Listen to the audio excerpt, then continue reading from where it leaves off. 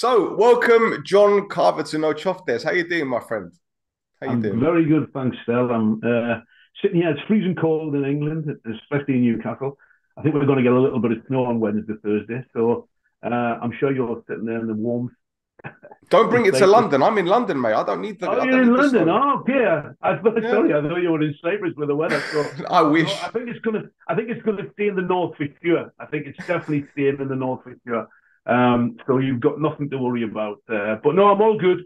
Just getting ready for the start of next month, our first camp before the Euros. So we have a couple of friendlies against Holland and against Northern Ireland. It's Hampden.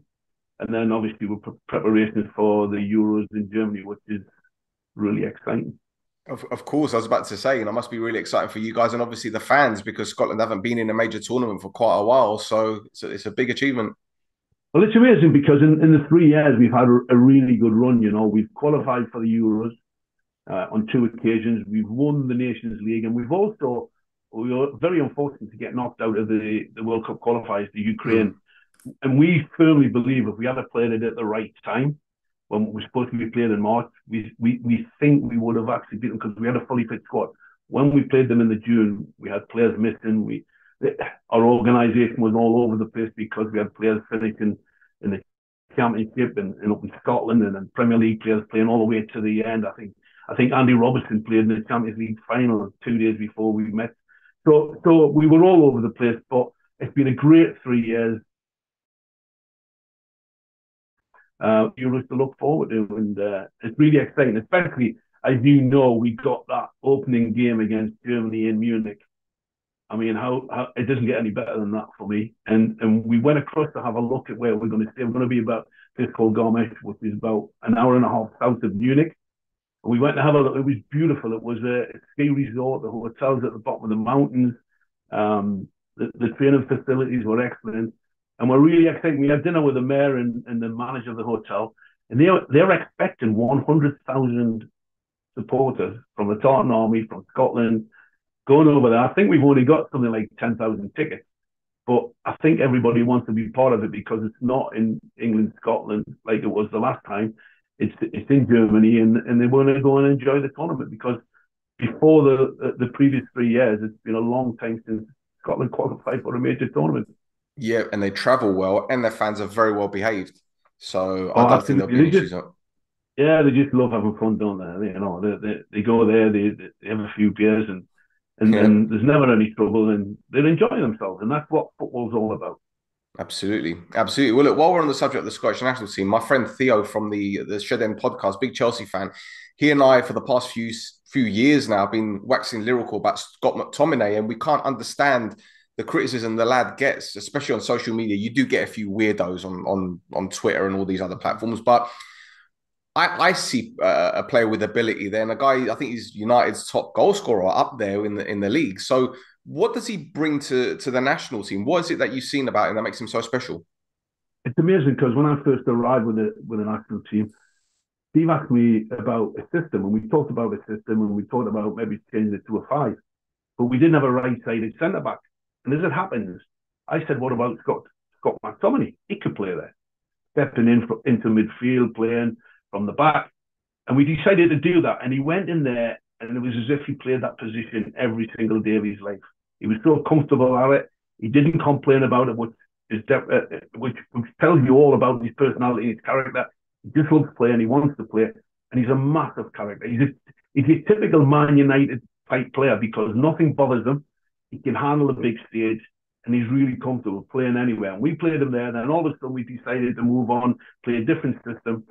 He stepped into midfield, and we give him the license to drive forward. And I think you've seen in the game the other night where he came on as sub about 20 minutes ago, and he set up, I think it was the second goal, the second goal, where he picks up, he wins the ball in midfield, he drives forward with it, plays a clever pass, and it's in the back of the net. So this is what Scott has. And he's been very, very instrumental in our qualification because of his goals, getting goals at important times. The 2 late goals against Cyprus, which killed the game off at Hampden. Thanks for reminding me. Which was very important for us because, we always control the game, but you're always thinking, we're only winning 1-0, we need another goal just to kill them off. And Scott came up with that, and he did it against Spain. He's done it in massive games. But again, this is his personality, and I'm flabbergasted at the amount of abuse he takes from social media. I mean, I've got to be honest, still I don't do social media, but it does get fed back to me. And even listening to radio shows when, you're driving back from a game, when I've been watching other Scotland players, and I listen to fans coming on and being critical of them, I've got nothing but praise. Steve Clarke's got nothing but praise. The whole of the staff, the Scotland supporters, have got nothing but praise for this guy, because he's been a massive part of our success. And he will continue because, he's disappointed he's not starting every week, I suppose, now. But he deserves to be playing, in my opinion, and it's only my opinion, because every time he does play or he comes off the bench, he gives the team something. And he's pulled them out the mire a couple of times, more than a couple of times this season. Yeah. When the manager's been under pressure, he's the guy who's come off the bench and actually stepped onto the field and produced the goods for him. So, and saved his life, probably saved his job. So people have to understand what this lad's done and what he's doing, and have to understand that, yeah, he's had some knocks, but you know what? His personality and character has got him through this, and it's great for us. Yeah, and you got the winner against Ommonoia last season as well. Cheers, Scott. Wonderful. I know. And hey, listen, what an amazing night that was as well, by the way. Yeah. Because I had a few friends, and I've still got a few friends out there, but it was great to see them at Old Trafford playing and giving Man United a game, in both games, to give them a game.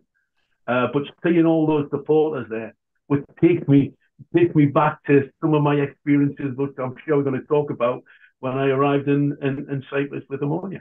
Yeah, it was an incredible day for all of us. I drove up there. My friends came over. Roy came over from Cyprus, and we drove up to Manchester from London, watched the game, spent obviously the day at Arndale, and we took over the whole of that part of Manchester, and the atmosphere was incredible. And and shame we didn't get the result, but it's a night that is going to live long in our memories for sure. But let's talk about Ommonoia and the stint at the club. And to be honest, mate, given who I've spoken to on and off the field, whether it be former players or even supporters, even to this day, they can't understand why the club didn't give you the opportunity. But let's go back to when you joined the club.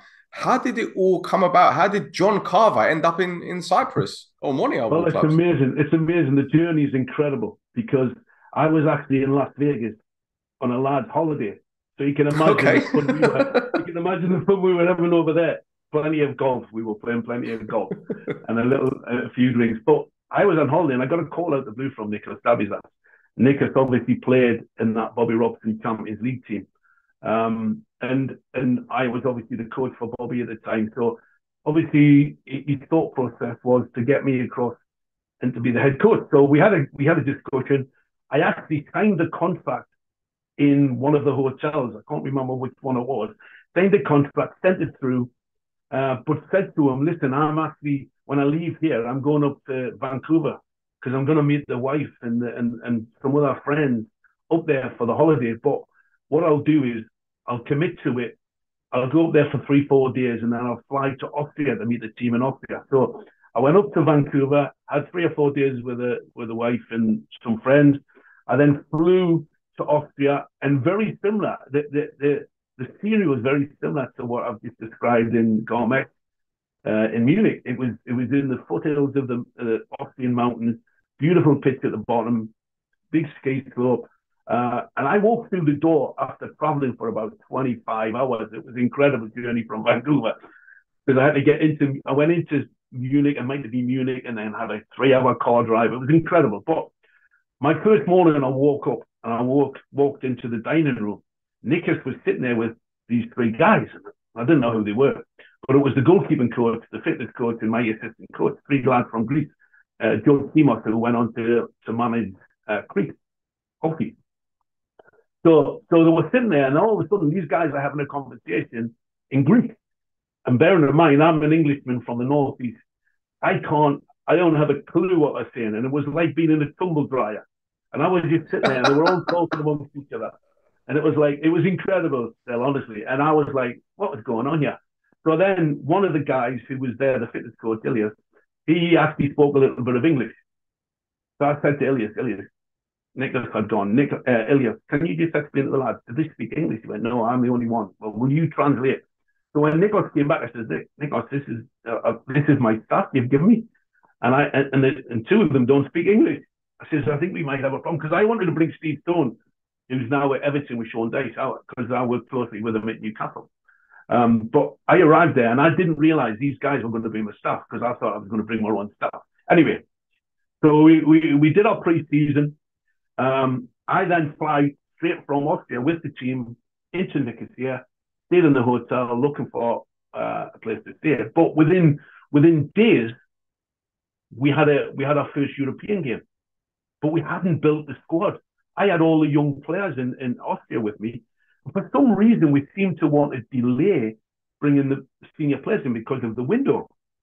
But we did bring one in particular who I knew extremely well, which was Matt Darvish, who ended up being our top goal scorer, which was a massive asset for the club. A great servant.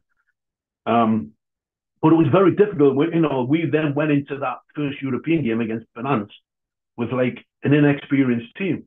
We won the game, which was great, and we won the two legs. But then we had a tougher game against Beitar Jerusalem and went out on away goals, which was, I can remember that we were winning 3-2, and we went into injury time.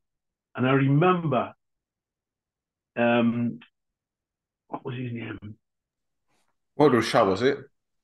No, I'll tell you who it was. Not Filactu. Florescu, George Florescu. Florescu, midfielder, yeah. And he's standing on the line, and he's just got to put his foot through the ball, and he's a yard away from the line, and it hit his heel and went in the opposite direction, and then the referee blew his whistle. So we went out. I think the winners were playing one of the top French sides in Etienne or something like that after that. So we got knocked out on away goals, and that wasn't a great start because I fancied our chances to get to the group stages. Anyway, the start of the season was quite incredible, I've got to be honest. And our first game was in Paralimni against Irinia. Yep. And it was incredible because I think we were 2-0 down at one stage. We got back to 2-2. And I seen this guy, he was really getting frustrated, and I didn't know who he was at the time. Anyway, he did a TV interview. And I got one of the guys to explain to me what he was talking about. And he was really having a go. After one game in the league, he was having a go. So I said to Nicholas, who's this guy? He says, oh, he's one of the committee. Oh. I said, how many? And I said, how many do we have on the committee? He says, well, we have a president, we have 3 vice presidents, and about 17 committee members. And I went, really? And I said, they've all got their opinion. Anyway, he went on the TV after that first game and was very, very critical of everything. So you can imagine me being the type of guy I am. I then confronted him the next day. And so we clashed straight away. That was me and him. He was off the team. He wasn't. But then we settled down, and after about 5 or 6 games, I remember Dimitri, the team manager, coming to me, Dimitri, and he come to me and he said, John, this is the best start Ommonia I've had for a long, long time.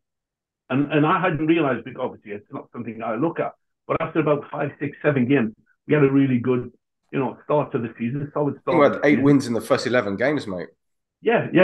So we had a great run, and there is a funny story because Nicholas come to me in my villa in where was I living? I was living in Darley. I lived in Darley next to the Carver, which was quite handy, eh? That's where the new offices are. That's where the new offices are at the club. Yeah. Okay. So and he come to see me and he says, John, he says, after those wins we had in a row, he went, I think you should resign. And I was like, really? Well, he must be used to something that I didn't know. Something was going on. Anyway, and I just said, no, I'm quite happy. I like the way the team's playing.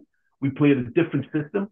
When and I'm diversing a little bit, but when I originally went in, we wanted to play with 4-4-2, with Christophe on one side, Agiev, the Israeli lad, on the left-hand side, Killian Sheridan and Matt Derbyshire up the top. But because of the makeup of the team, I had to find a way of getting Clayton in, but the Brazilian guy, because he's a top player. So we changed the system, which really affected Dimi Christophe and Agiev, because I went with a diamond and I played Clayton in that space. And I remember all the TV people saying to me, John, you're playing a system that nobody's ever played here before, and people don't understand it, and they can't work it out, and the opposition can't work it out. I was just trying to find the right ingredients, and that was the best team I could play. But I needed good fullbacks to play that system, and I was searching, and we tried a couple of times with Solidas, the Greek lad. Yep. And another lad from Greece, but they didn't just quite fit the mold. But it was the start of a good team. We had that good run, but I wanted to build again, and I don't know if you remember, I brought in Κύριos. Yes, defender. Yeah, wasn't he at Aberdeen? He was at Aberdeen. I worked with him at Plymouth, so that's how I knew. Right. He had that long throw, and he played his first game against, funny enough, against Aris Limassol in the old stadium. 3-1. Was it 3-1? Yeah, and I think he scored on his debut. And then the next game we were playing, and the goalkeeper smashed into him and broke his ribs. So he couldn't play. So I lost him after one game. And he was massive to me because I needed somebody to go in alongside Marin. You know, the big centre. Yeah, Osilic, yeah. So I spoke to him today, actually. I spoke to him today.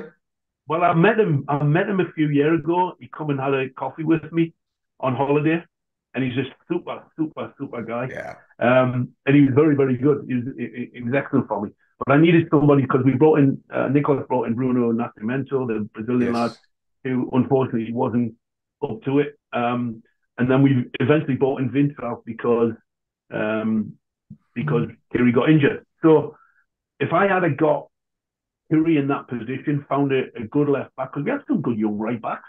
I mean, Carlitos was in there, and one or two of the Andreas, who's now playing with the national team, playing on the right-hand side. It was the way I wanted to play. And I felt as if we were just getting somewhere. And then all of a sudden we had that episode. There was an episode at the training ground. I don't know if you know about this, but I think we'd won a game. The whole thing was bizarre, right? We played at home and we were losing 2-1 at half time. It might have been the Carmiotasa or Ethnic Osaka, one of those sides, down the bottom where you were expected to win. Anyway, after it got a half time, we're 2-1 down, and I decided to put 3 subs on when you can only use 3 subs. So I put the 3 subs on. We won the game 4-2. I walk in the dressing room after the game. I walked in after the game, and I'm buzzing because you've turned it around. All of a sudden, the president's in there. It was really funny, and I'm thinking he's going to come and say, "Congratulations, John. Well done." Great. He just turned to me and he went, "Took a massive gamble there, John. Why did you make 3 substitutes?" And well, we just won the game, haven't we? We just won the game. So all of a sudden, I'm thinking, why is he saying this? We just won the game 4-2. I think Matt came on and scored because I left Matt out because we might have had a bigger game coming up, the following week. And I put Matt on, he scored, what have you. And I just thought, this is a bit strange. Anyway, I'm in the training ground having a team meeting in the porter cabins. And all of a sudden, one of the team manager comes in. He says, John, gate 9 are here. I went, really? What, have they come to watch training? I don't know why they were here. And all of a sudden, I looked out the window, and there must have been 100, 120 guys, gate 9, all in black, masks on, glasses on, caps on. So I'm in the porter cabin with the guys doing the meeting. I said, listen, what do you want to do? Do you want to go out and face them, or should we stay in here? He went, and the guys went, no. Let's go and face them, see what they want. So we went out, and all of a sudden there was chaos outside. It was like, and I didn't have a clue what they were talking about. But nobody was aiming at me. Nobody actually was having a go at me. So I said to, it might have been Margassa, or I said, because Margassa was very good at communicating to me what, as a translator. He would translate to Blasi Torre in Portuguese.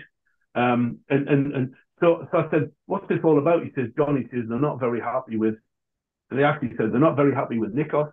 They're not very happy with some of the players that they're going out late. And as you know, on the island, everybody knows where you are, what you do, and how you're doing it. I said, what about me? He went, no, you've got nothing to worry about. They're happy with you. And then one of the guys starts speaking English to me and starts telling me what.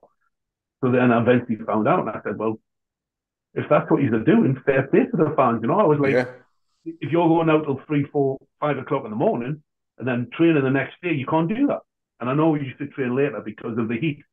But I just thought, well, it's fair play. And they said, if you train tonight, we would smash the place up.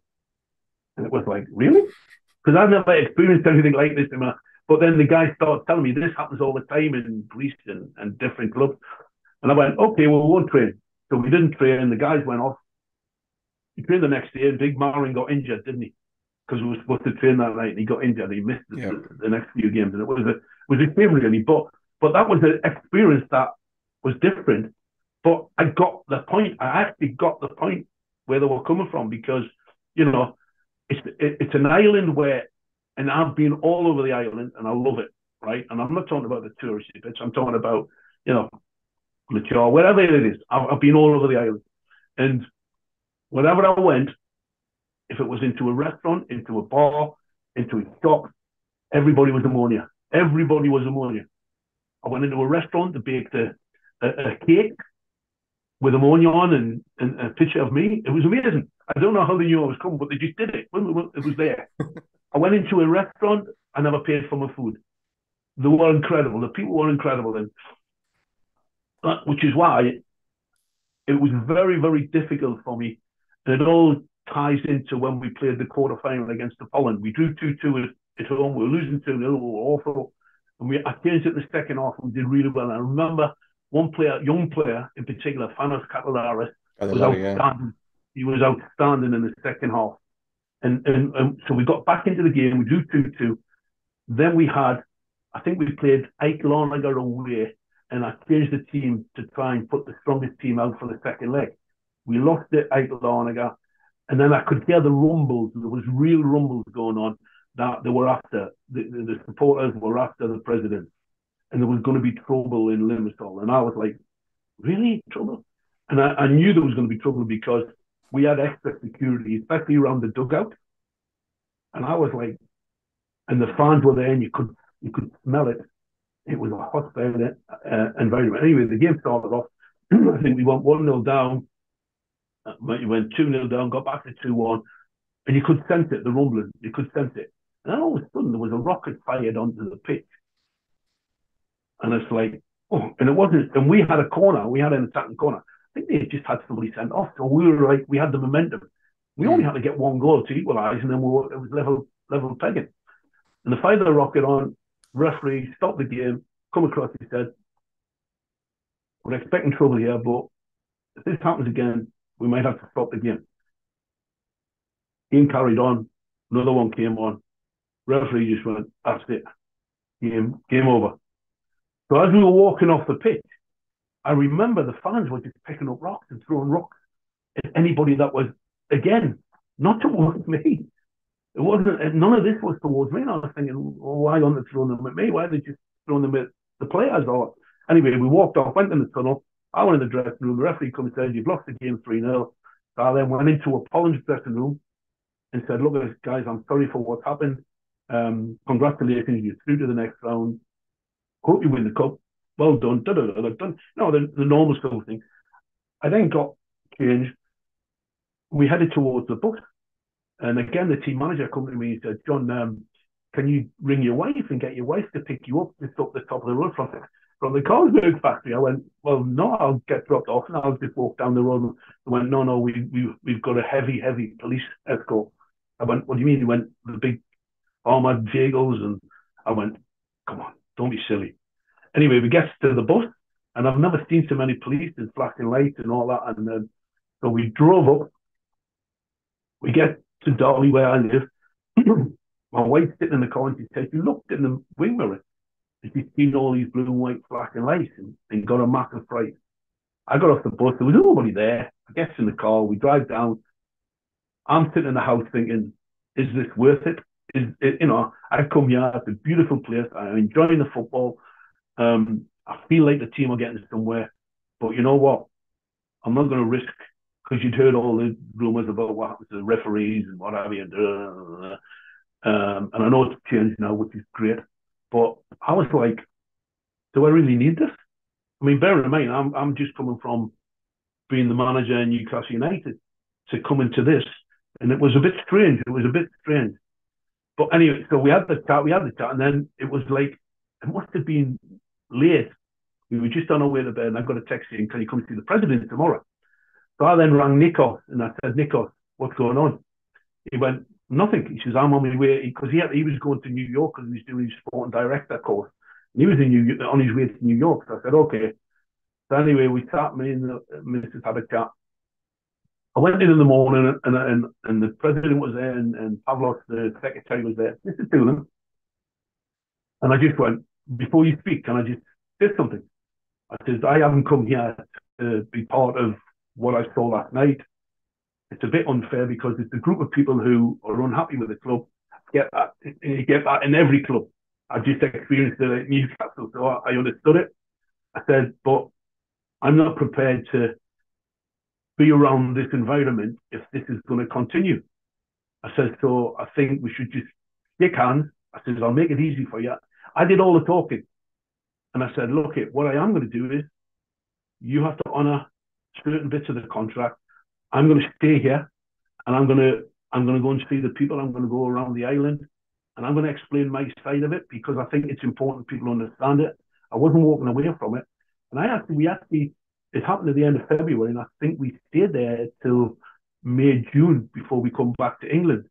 Nothing to do with taxes or anything like that. It was just like, it was the fact that I'm not saying anything. Well, I know it happened where Neil Lennon did it or something. Yeah. So it was more for me. It was more about, I wanted to meet the people, and the amount of people who said to me, "You must have been crazy. We loved it. We wanted you to stay. We liked the brand of football you were playing. It was going to take time." They wanted me to have more say in the players that were coming in, because I could have brought in top players. We brought in some good players, but the only two I really had an influence on was Matt Derbyshire and Kiri Anderson, who were, again, Kiri, we never got the best out of Kiri because he got injured quickly. But it was something that when we decided to leave and come back, it was always in the back of my mind that I would love to go back to the club that was close to me, and especially over the years when they actually turned it around a little bit financially, because at the time our budget was only 1.9 million euros. I was going to ask about the financial element, because I know that there was a lot of trouble with the club's finances, obviously, to see where we are now, and obviously Gate 9 have gone to create their own club. But what was it like? I mean, were you guys getting paid on time? Because I've heard stories that players were given money in the streets by fans. Well, players, I don't know about getting money in the street, but players did have a delay on their salaries. I had it in my contract that I could never delay more than 2 months. And it's really funny. The first month I was there, I got paid. And the next 2 months I didn't get paid. So how'd you worked out? But they could only maximise it for 2 months in my contract. But I know the players went 2-3 months, sometimes longer, without getting paid. Which is, it's always difficult when you're trying to build a team. People on the outside don't understand these things, and especially the way you look at how the club almost went out of existence. And it was the fans who decided to give €5, €1, €100, €1,000, whatever they had, they gave to the club. And that was something, funny enough, when it went back to me making a decision about coming, it had a big part to play, because I thought, you know what, this is a football club of the fans. They're the most important people. They've saved their life, along with what happened with Dimitri Christofi with the transfer fee. That certainly helped. But that was the appeal for me to come to Ommonoia, because I thought, well, the similarities were there for everyone to see, and which is why when I had to make that, and I made the decision to call it a day for safety reasons, really. But I always thought, well, if they could sort themselves out and get, the right financial structure behind the scenes, it would definitely be something that would appeal to me about coming back, because I know about Gate 9 leaving and forming their own club, and they're almost ready to come into the top division. I see they're hanging around it, aren't they? So that would be interesting if they did get promoted and play each other. But it's definitely something that is on my agenda. Although I'm working with Scotland at the moment, and I've had a great time, and we've got the Euros coming up, it's always something that's been in the back of my mind, in particular with Ommonoia, but other clubs I had the chance to take the job at near Salamina. A few years ago, when Mac is the sporting director, we were in the hotel in Middlesbrough, the Rockcliffe Hall, preparing for the Euros, and I'm having an interview with the sporting director about coming to Salamina. He offered me the job, and I had to think about it, but it just wasn't right for me at the time. I think the team had just got relegated. So I decided against it then, but I've always kept a close eye on it, what's going on, in particular with Ommonoia because of my connection. But I know, and it's good to see how well Aris has done, especially in European qualification. I mean, the standard is getting better, and it's obvious it's getting better because I think there's more money being ploughed into the league. That's what it looks like to me on the outside.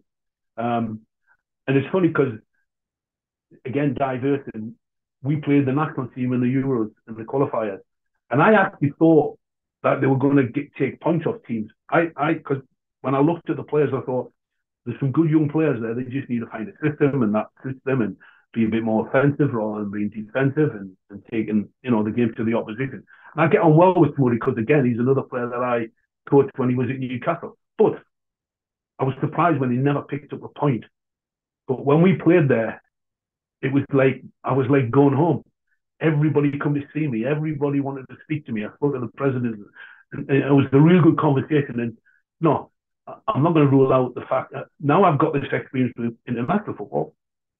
One day that job might come up, and I might fancy having a go for that as well. So I don't think my days are finished with Cyprus. I hope they're not, because of the amount of friends I've got there, still keep in touch with on a regular basis, but because of the people that looked after me when I was there.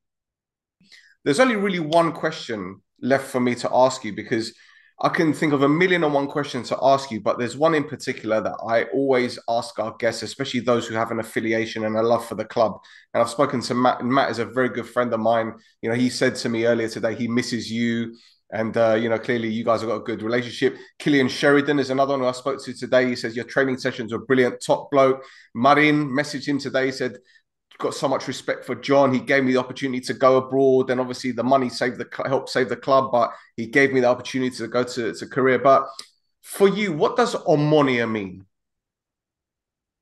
Ommonoia means hard work, working class, very, very passionate about their club, devotion. They're so devoted to the club. It means life and death for them, if I'm being quite honest. And they need the success because they are one of the biggest clubs in Cypriot football, and they need success on a regular basis. And I wish them that success. But the only way you're going to get success is by making sure you have a solid structure behind the scenes, and to build, and to continue to build. But it's a club of the men of the people. That's what it's about for me, and that's what it means. And you can see that when you meet people. Even when I go back on holiday, you meet people. They're so passionate about the team, and it's really funny because you can go from meeting the people in the street, and then for 95 minutes of the game, you turn into these incredible monsters because they're so, and that's a polite word to describe them, because they just turn into something different. But then all of a sudden the game finishes, and they're the nicest people you'll ever meet in your life, and that's why I think I've got a good relationship with them all. Oh, absolutely, mate. And like I said, I speak to my friends about yourself, and I keep saying, what could we have done if John Carver had stayed? Obviously the situation was difficult for you, and I understand, and I don't blame you for deciding to walk. But, when we got into the playoffs, we lost 7 out of 10 games, which is absolutely incredible if you think about it. It's the playoffs. And all right, last season Omonoia's playoffs weren't particularly good, but we wanted to win the cup. But I still think that if you had the backing and we had the financial power, so to speak, we would have gone on to bigger things. We lost to Abuel 4-1. I remember we lost 4-1 in the derby against them, and that must have been difficult for you, because obviously knowing about derbies, losing against them. It's really funny because that was the game where it was 0-0 and Carlitos got sent off. He got sent off after about 20, 25 minutes and give away a penalty because he slipped. He actually slipped. And he got the penalty from that. But it was hard losing the derby. But you know what? I just wish I had more influence on bringing players and staff in that I wanted to bring myself. And that was, if I had a criticism, that was probably it. I wasn't allowed to do that. And that probably, it would have been easier for me. By the way, sorry to interrupt, but you're not the only coach that would have said that, especially these days, especially nowadays. Okay. The last 5 coaches, in fact, including this one, I'm pretty sure none of them had much of a say as to which players came in. Okay, well, that's interesting. I know modern day football has gone with technical directors and sporting directors, and I get that. But I went to Toronto, MLS, and I had Mo Johnson as my sporting director. And we had a conversation about every single player that we were going to sign as a club. Did he fit into the way I wanted to play? Was he the type of player that I wanted? And we would not sign a player without me saying yes. Well, that was a little bit different at Ommonia because there was a lot of guys who come through the door that I didn't know about and never met them before, never seen them before. There was a guy from Holland, what was his name? Midfield player. Oh, no, you're asking something now. Oh, you're asking a name. Brevelt? That's him. That's the guy. Midfield player. Nicandro Brevelt. Yeah, and he walked past my window, and I looked out the window and I went, "Who's that?" So anyway, he went into Nikos' office next door. So then I went round and I said, "Nikos, who's that?" He said, "Oh, he's our new midfield player." I went, "Really?" So I didn't know anything about it. Anyway, we trained. I come off and I said, "Nikos, he can't run." I said, "He's not going to fit into a system." I had Margata on one side, I had Blassie on the other side of the diamond, and they needed to be able to run that way and that way. I said, "And he can't run." And it took him ages to get himself fit. Mm-hmm.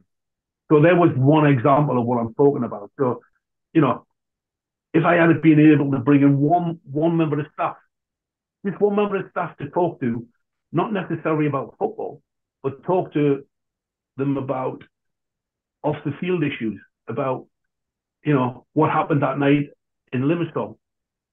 But because these 3 guys were Nikos' guy, they were always going to be loyal and stick up for Nikos, not me. So, and I got that. I got that, and I actually said that to their faces. So what I'm saying here is I'm not, you know, we had many meetings and it was very, very difficult. But, you know, just by being allowed to bring one person with you makes such a difference.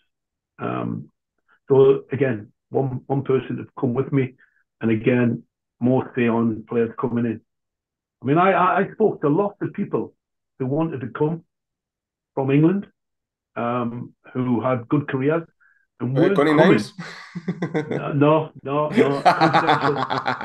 But what I will say, Estelle, is wanted to come not because they were coming to a holiday resort for the sunshine. They wanted to come because they wanted to come and play for me, and they played for me in the past, and they understand how I work and the intensity that I worked at. They wanted to be part of that, and I had them lined up. But you know, sometimes it's the budget. Sometimes you can't fit them into the budget. Sometimes it's because we're bringing somebody else in from a different country, from Greece in particular. We brought quite a few players in from Greece. But thinking back now, I give quite a few young players the opportunity. You know, when I think of the team and you know, Panayi, the goalkeeper, was only a young lad. Still there? I think he's still there. Yeah. Has he been out on loan somewhere? He's on loan at Ethnic Omada, but he's still there. Yeah. So when I spoke to all the guys, obviously I've seen him and Christoph when we played at Hampden and played in Larnaca. But I give a lot of the young lads, Fanas and Catalaras, George Florescu. What was his name? Was Figliotti there as well? Who? Figliotti? Andreas Figliotti.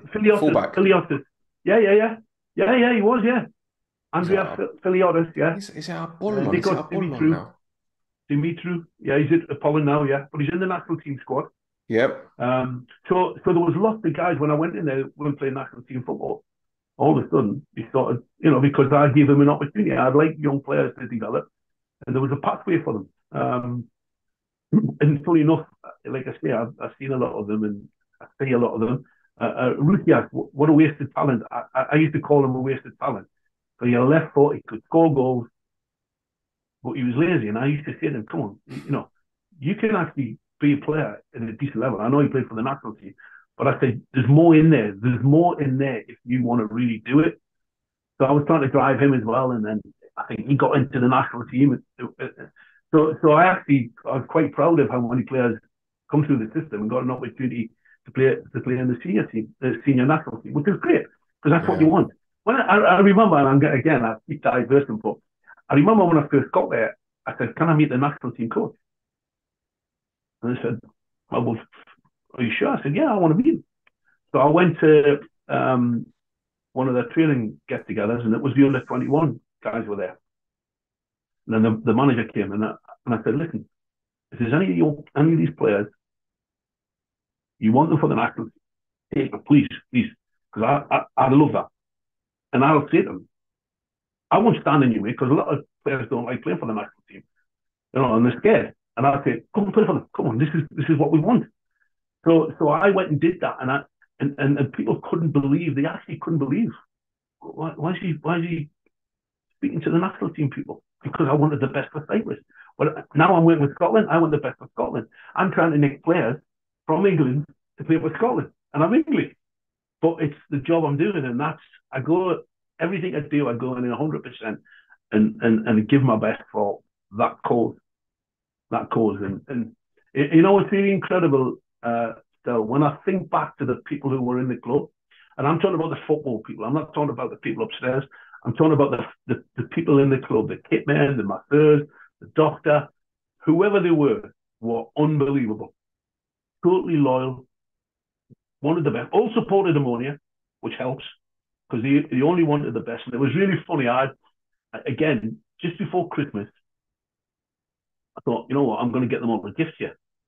So I went into the local supermarket. I've got a big trolley, pushing the trolley around, and I bought 25 bottles of champagne. And people must have been looking, because people knew who I was and must have thought, he's got a drink problem. I had a drink problem. And I just thought, you know what I'm going to do? These people are so good, and they might have gone 2-3 months without being paid. You know what I'm going to do? I'm going to give them all a bottle of Moët Chandon, and I give them all a bottle. And I said, when you're having your Christmas dinner, open that up, and that's a thank you from me.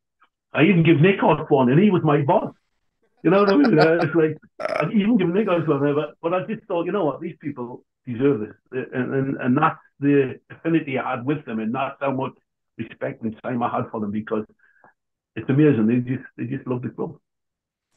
Well, John, it's been absolutely fantastic talking to you, mate. Especially like hearing your joy and admiration for Cyprus, and obviously, I hope the locals gave you the respect that you deserve, and hopefully, we'll see you back at the club at some point. Hey, we need the sporting director. You never know, eh? Listen, I'd love to come back in some capacity. I'll do something with the club. Obviously, I'm still enthusiastic and I still like coaching and enjoy that side of it. But who's to say in the future? You never know what might happen. And like I said, and listen, we could talk days. We haven't even touched on Newcastle, right? We haven't even touched on the Premier League. We could talk about football for years, because that's the type of people we are. But I've enjoyed it. I've thoroughly enjoyed it, and it's great because you brought back so many good memories. Just questions you've asked, and like it stimulated my mind and brought back all the good things. And because there wasn't too many bad things, that was a one-off. That night was a one-off. But I understand what your club's all about. Well, look, I'm still in touch with Matt, with Killian, with Clayton, with Marine. Maybe we can get the band together on a call and just do a podcast then and just talk about Ommonoia. You never know. Well, that's a great. I would do that. I would definitely do that, because it would be nice to hear them and see them. I've seen Killian up in Scotland when he was playing at. He was at Inverness, I think. Yeah, that was his last club. But before that, I seen him playing when he was at Dundee. Just before he got injured. Yeah. Dundee. He was at Dundee. Yeah, just before he got injured. I think he got injured at Dundee. Yeah. I've seen him play against Celtic. But yeah, it would be great. I almost took Matt to India. I almost had a job in India, and Matt was going to come. Matt was, to India, to Chennai. But again, I turned that down because we were in the World Cup qualifiers against Ukraine, and it was all a bit too much. So, but it'd be nice to get together and have a good chat and have a bit of banter, because we certainly had it when we were together as players and manager. Absolutely fantastic. Well, John, thank you again for your time, mate. Really appreciate it. And hopefully we could do this again sometime soon. That was absolutely mind-blowing. Thank you. Anytime. Keep in touch. Thanks. Thanks, Dale. Cheers, buddy.